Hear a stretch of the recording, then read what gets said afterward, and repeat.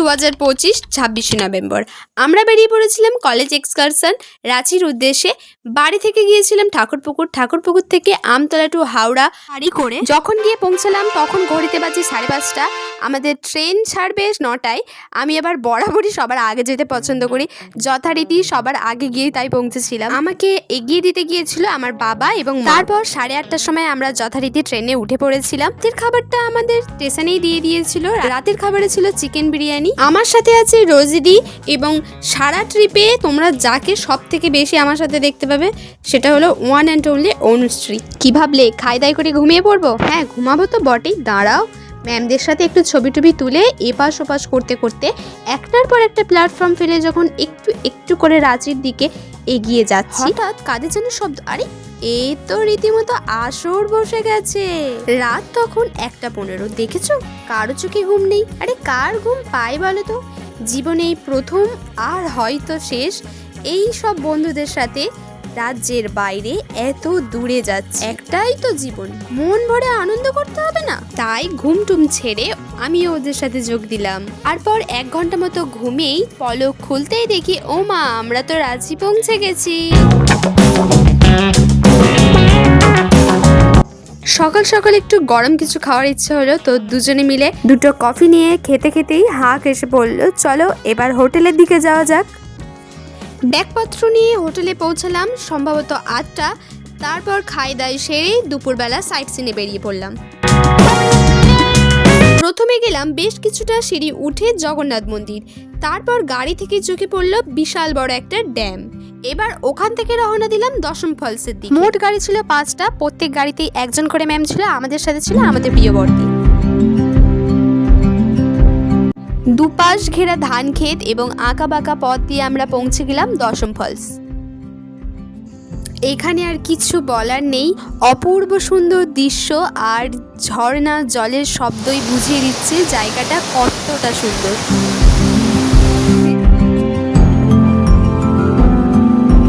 সেদিনের মতো এতটুকুই সাইট সিন করে আবার হোটেলে পৌঁছে গিয়েছিলাম। তো সেদিন সন্ধ্যাবেলা আমাদের একটু মার্কেটিং করার কথা ছিল, তো মার্কেটিং এর বদলে আমরা সবাই আমাদের ফুচকা বা ওখানকার গোলগাপ্পা কি পানিপুরি যাই হোক না কেন খেয়ে আবার হোটেলে চলে আসি, কারণ মার্কেটটা ছিল অনেকটাই দূরে, তাই আর যাওয়া হয়নি।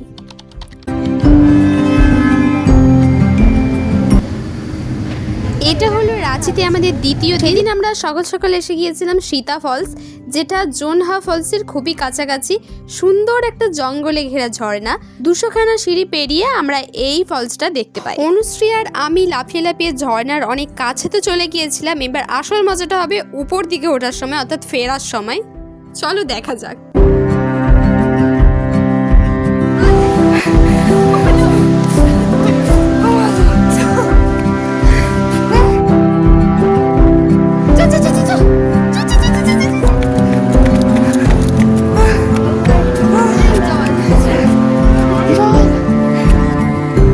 এরপর আমরা প্রায় 500টা সিঁড়ি পেরিয়ে পৌঁছে গিয়েছিলাম জোনহা জলপ্রপাত, যেখানে এসে সত্যি ভাষা হারিয়ে গিয়েছিল, মন জুড়িয়ে গিয়েছিল। তোমরা বুঝতে পারছো কিনা জানি না, জলগুলো মুখে ছিটকে ছিটকে পড়ছিল আর জলের মাঝখান থেকে রামধনুটা জাস্ট অপূর্ব। আমি শুধু ভাবছিলাম বর্ষাকালে কতটাই না ভয়ঙ্কর সুন্দর এই জায়গাটা দেখতে লাগে।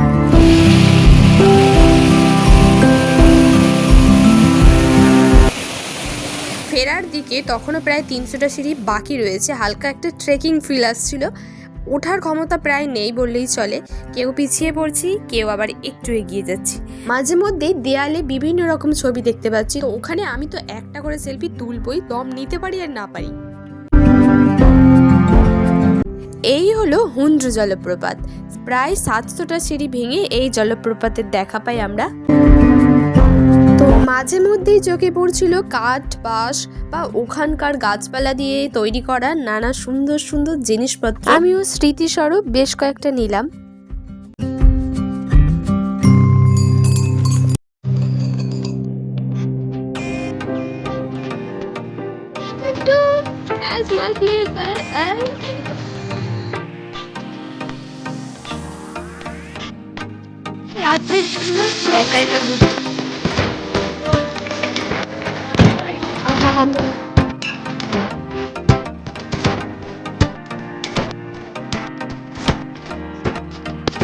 এটা ছিল তৃতীয় দিন অর্থাৎ 29 তারিখ।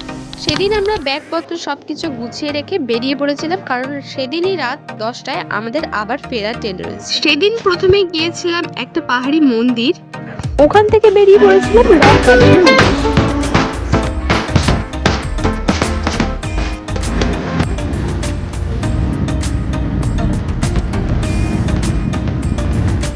ও বাবা, এটা পুরো স্বর্গের সিঁড়ি। উঠে যাবো। দেখো স্বর্গের সিঁড়ি না, সিঁড়ির মতো। ও এই জায়গা့